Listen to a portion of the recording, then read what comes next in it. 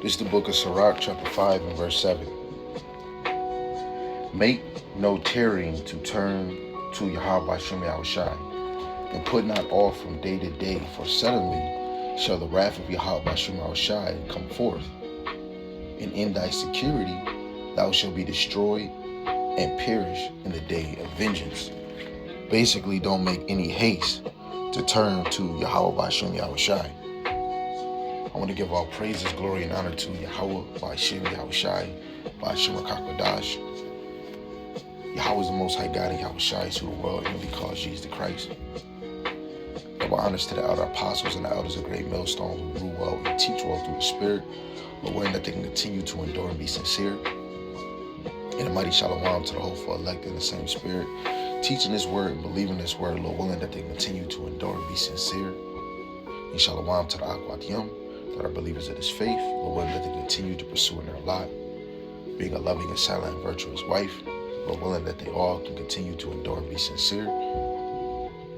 And Lord willing, the Most have mercy on the other brothers and sisters that's on the faith. This is a basic lesson, but very important, that every man and every woman that's proclaiming the name of the Lord or coming in His truth is that you're not making haste, right? The title of this video, Lord willing, is do not basically make haste, right? Make haste unto Yahawashi, right? Don't tarry away from turning from the Lord, right? That's the main point of this lesson. It could be, we can, brothers can bring out multiple precepts just for this one lesson. But Lord willing, I can keep it short just on certain points that came to my mind, right? So I'm going to read Sirach chapter 5 verse 7, but I'm going to read in the GNT. It says, come back to Yahawashi quickly. Don't think that you can keep putting it off.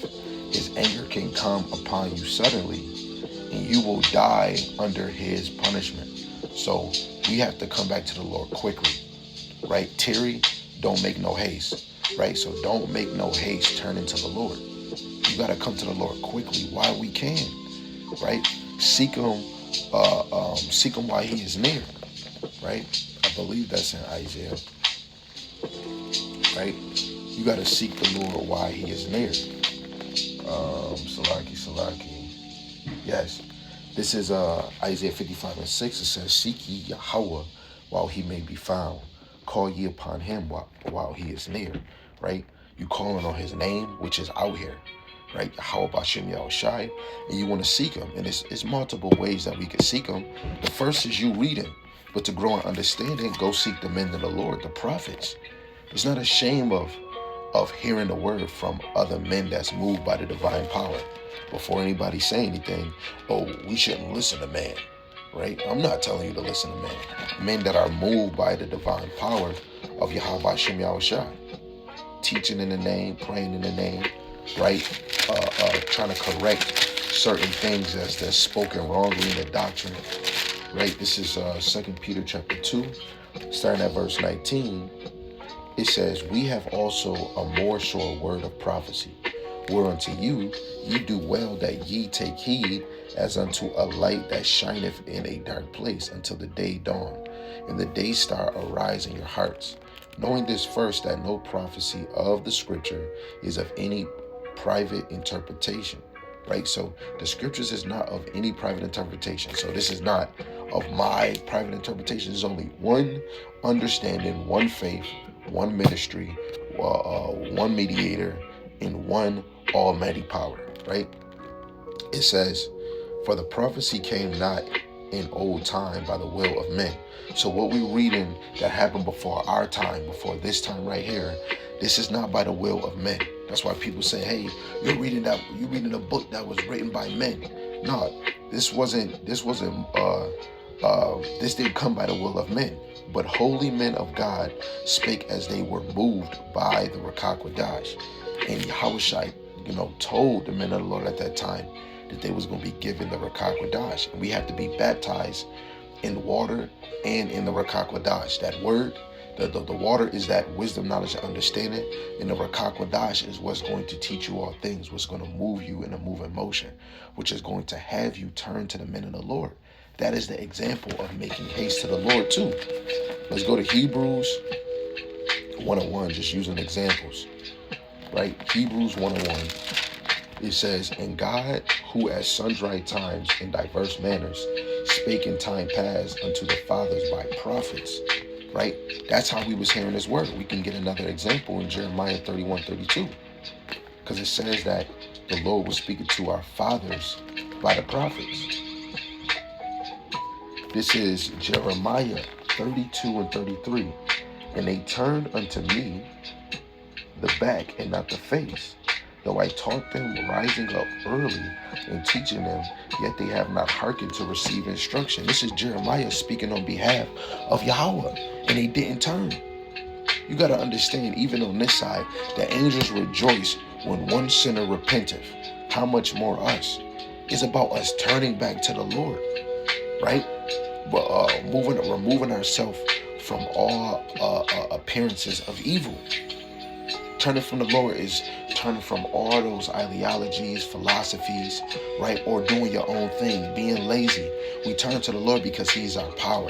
He created all things, right? We fear him, right? Because this is our duty to fear the Lord, to keep his commandments and hear the whole conclusion of the matter.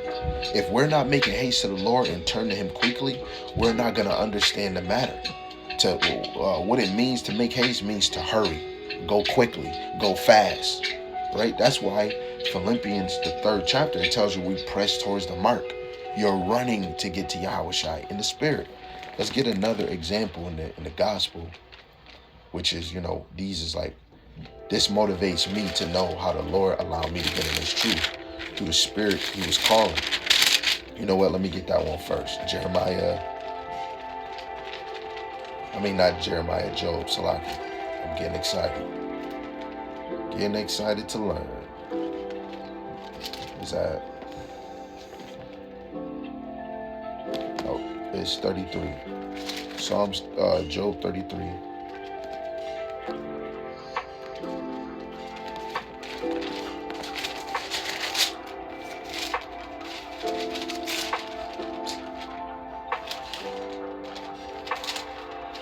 So Job 33 in verse 14, it says, "For God speaketh once, yet twice, yet man perceiveth it not." The Lord been speaking to us multiple times. We just can't hear it. Sometimes you walk past a prophet. You could be on social media, whatever social media you on, right? It could be YouTube, and you scrolling past because eventually you'll go to a video that will lead you to another video. Sometimes it could be playing right in your face. Sure, you can walk outside and see it. You can hear people talking about it and you don't take heed to it. The Lord is talking to us in many ways, once, twice, and guess what? We don't perceive it. Isaiah 1:3, we don't consider it, But this is Matthew 9:9. It says, "And as Yahawashi passed forth from thence, he saw a man named Matthew sitting at the receipt of custom. And he saith unto him, Follow me. And he arose and followed him." Right? And Matthew, whose surname, what he was called is Levi, he was a publican.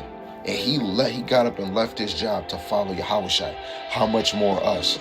That's making no haste. You're not tearing to turn to the Lord. He didn't make no haste. He got the hell up and followed the Lord. Right? Let's go to another classic in Matthew, the 4th chapter. These are the best examples to show you to make haste, to turn to the Lord. Sometimes you can hear a lesson and you get a notification on your phone depending on who you is. Hey, if you studying or you busy or you occupied, but say if you need understanding, you want to hear something you don't know. You can't even break it down, a man or a woman. Guess what? Most cases you click that notification and you're watching that video. Right? Or if you in a congregation, brothers is dropping videos, sisters, if your husband is dropping videos, and it's things that you just showing yourself that you believe, right? Your spirit is going to draw you to hearing that lesson. Even if you got distractions, you're going to make sure that you go back to it. You're going to make sure you pause it so that you don't miss what the understanding is, right? Because we look at every scripture, every lesson for something that's going to help us in the future. In a sticky situation, a trouble situation, where we might call on the name of the Lord and think of verses. Sometimes when I'm praying, I might think of verses that I was reading that stuck with me, and I'll add it into my prayer, because I know if I pray for it, I know I need it. I'm not going to beat around the bush. I know I need it. I'm still in this flesh like everybody else. And the same thing I pray for me, I pray for the believers and the elect. You understand? That they make haste to the Lord and that they turn. Shoot, I even hope that some that get in here do better than me. You know? So this Matthew chapter 4, verse 18 to 22, it says that Yahawashi walked by the Sea of Galilee, saw two brethren, Simon called Peter and Andrew, his brother, casting a net into the sea, for they were fishers. And he saith unto me, follow me, and I will make you fishers of men. And they straightway left their nets and followed them. Another case of somebody not making haste to turn to the Lord. It says, and going on from thence, he saw another two brethren, James, the son of Zebedee, and John, his brother, in a ship with Zebedee, their father, amending their nets. Salaki. And he called them, and they immediately left the ship and their father and followed him. Then it goes to the next point of the healing ministry of Yahawashi. They left their father just to go follow Hamashiach Yahawashi. That's really making haste, right? What did Yahawashi say? He said, what if those that didn't see me, that believe? They got to see and physically walk with Yahawashi, even though probably in our past life we did. But in this time we talking about where this is really, we're walking by faith. We're not walking by sight, right? When you walking by faith, you automatically gonna turn to the Lord. This is the best thing moving, right? Sometimes you might get up, you might fiddle on your phone, you might look at other things, but in most cases, you're calling the name of the Lord. Sometimes you get up, and the first thing you're thinking is either praying. Hey, some of us might watch a video. Some of us might be like, man, I'm thinking about this lesson I had yesterday. I gotta get it out. It's like a spiritual fire, you know? We make haste to the Lord. You should be making haste to the Lord every day.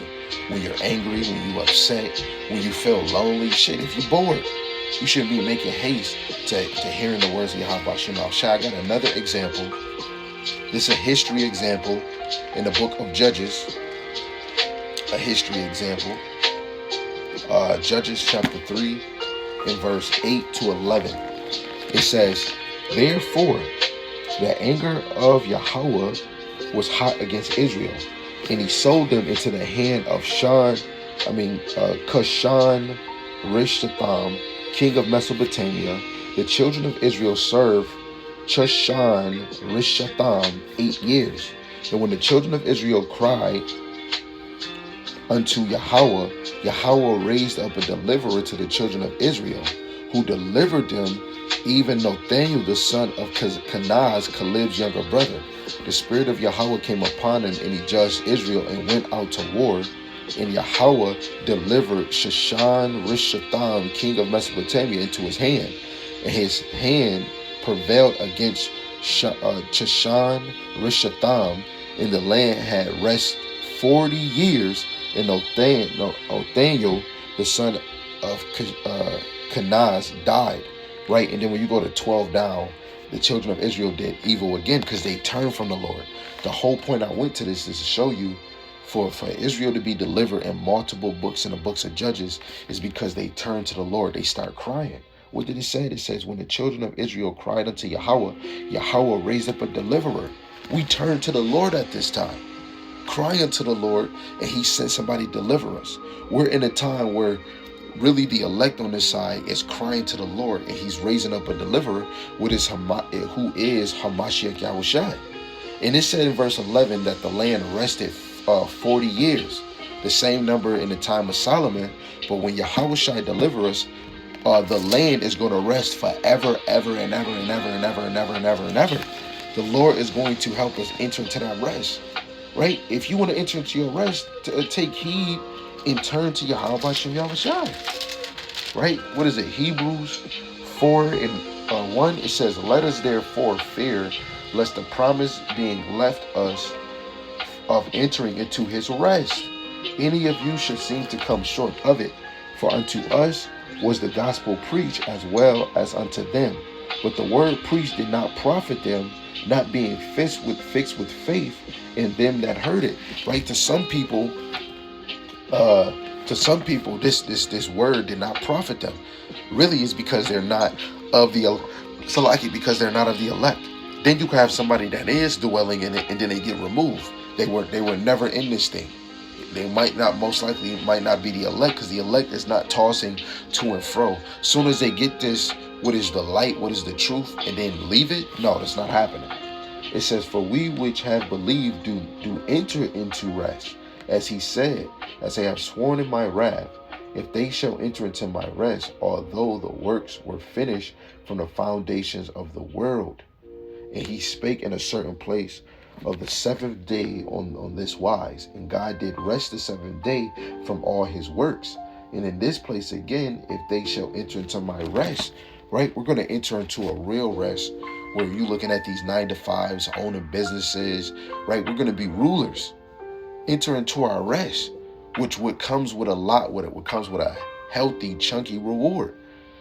Yahawashi, technically, he entered into his, going back to the Heavenly Father, getting him back into his position, back into his glory, right? And his inheritance, guess what? He even shared with us. That's us entering. You should be making haste to understanding the promise that was given to you all the way from your ancient forefathers, the root of it, Abraham, Isaac, and Jacob, which fell in the descendants of Jacob, his sons, and we are the descendants of his sons, man. Right? Let's go to another one to show example of turning to the Lord. Right? This is something that just, been on my mind, I guess. This is 1 Chronicles chapter 16, and I'm going to read 10 to 12. It says, glory ye in his holy name. Right? What is his holy name? His set apart name, Yahawah, Yahawashi. Let the heart of them rejoice that seek Yahawah. How do you seek him? In the book. Right? Because if Yahawashi come in the whole volume of the book, you get to find the secrets of Bahasham Yahawashi if you fear him, if he's dealing with you on that level. Most cases, you can fear the Lord and not understand how to interpret the scriptures and get the precepts, man or woman. Guess what? You come across a brother that's teaching something you don't understand, and right there and then, the Lord allow you to get that because he know that you fear him. On a certain level, which is women, the Lord didn't give you the ability to break down and add precepts, the right precepts for scriptures, right?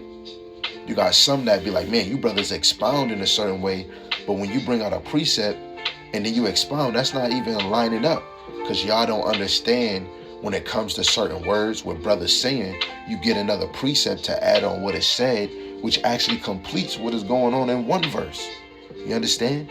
So if it's talking about seeking the Lord, right, and a brother be like, hey, this is how we seek the Lord is by his word. How should I come in the whole volume of the book? That's still going to line up. You seek the Lord, if it says in St. John 5:39, he says the scriptures point to him. You using that, talking about seek the Lord, then you get a verse that's saying all the scriptures point to him. That's still lining up, right? And then you can expound in a certain way, right? You could use Sirach 5:7. You can use Matthew 9:9 because those are examples of showing you how they physically actually turn to the Lord. And what we do through faith, we physically, but through faith in our mental, our spirit, we turn to the Lord to get understanding, right? Me, if I don't know something, I'm about to go to a brother video to sharpen up my understanding on a chapter. Some cases I might hit up the brothers I labor with. Hey, yo, bro, what this, what precept you got? He might send me a video. That's you using what the Lord have given us the men of the Lord. There's brothers in this thing that's in a lower level, a high level, but if they're in the same understanding, they can sharpen you up. And that's the Lord working through that person. Man's going to the Lord. If the Lord was working through Jeremiah, you got to know that the Lord is working through other men too, right? So understand the heart of them rejoice that seek Yahawah, right? You be excited, that you seek in the Lord. You be amazed at what you learn. It says, seek Yahawah his strength and seek his face continually. So you got to continually seek his face. That means continually turn to the Lord. Isaiah 62, which is a good example. Give the Lord no rest. It didn't say give him it says give him no rest. Make no silence on calling his name. So that means you should be saying the Lord's name as whatever slip, Yahawah Bahasham Yahawashi, right? Give him no rest by using the prophets, right? Technically abuse the prophets, not talking about in a carnal way, but you abuse them by using them as much as you can. The best example we got in today is that you can get right on YouTube. You can get right on YouTube and hear them teaching His word. Abuse that channel. Right? Verse 12, it says, remember His marvelous works that He hath done, His wonders, and the judgments of His mouth. We can't understand any of those things if we're not hopping in the scriptures that Yahawashi have given us. Right? Let's go to Baruch 4 and 28. Baruch 4 and 28, it says, For as it was your mind to go astray from God, which we got to take accountability for that, because we did go astray, right? All the way from our foreign fathers all the way to right now. So being returned, seeking 10 times more. Now after that 350 years of a falling away, 2 Thessalonians 2 and 3, right? Revelations 11 verse 8, right? When we were in that dead state, now that the Lord have woken us back up in the time of the late 1950s, all the way till right now where we at in 2025, we gotta seek Him 10 times more, because now we're able, the Bible is open. Daniel said knowledge shall be increased. Daniel 12 and 4. Knowledge has increased to a certain level. You go on Google, where people say don't believe Google, you could type in something, click, and depending on what engine you go to, because some engines or links will be wrong, but certain things that AI or this search engine will give you is mostly correct.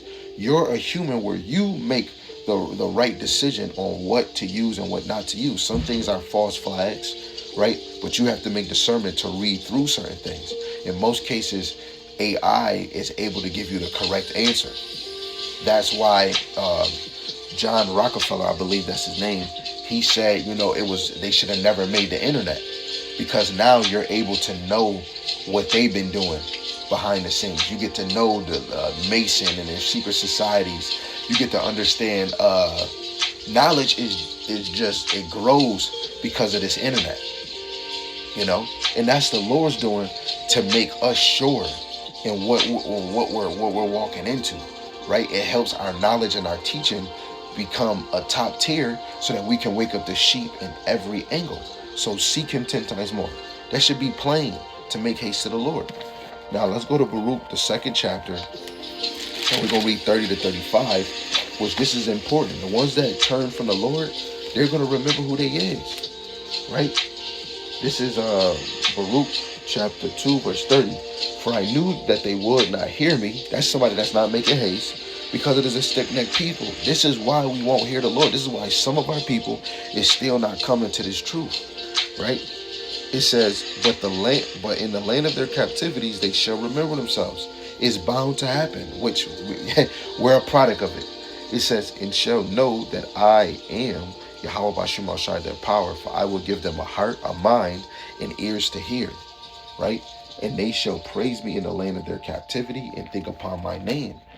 We gonna think, if we don't got His name, how we gonna think on His name? We gonna say, oh, I wonder what His name is.